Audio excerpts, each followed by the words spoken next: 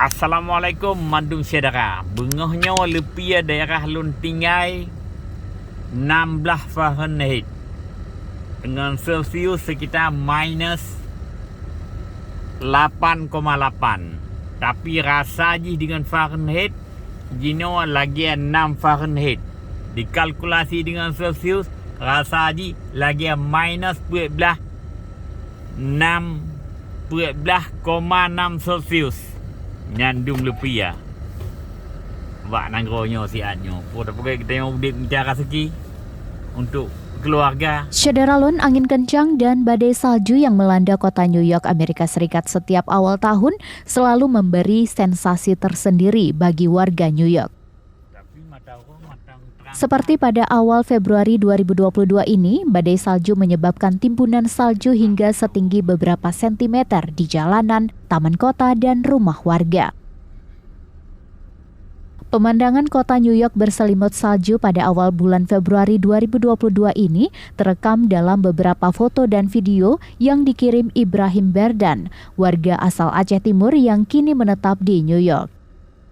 Bukan hanya jalanan, timbunan salju juga menyelimuti mobil yang dikendarai oleh Ibrahim Berdan.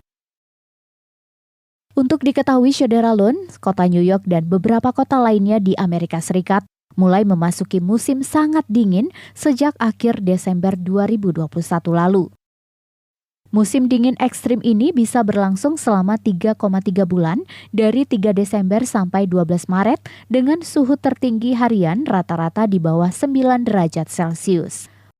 Bulan terdingin dalam setahun di kota New York adalah Januari dengan rata-rata terendah minus 2 derajat Celcius dan tertinggi 4 derajat Celcius.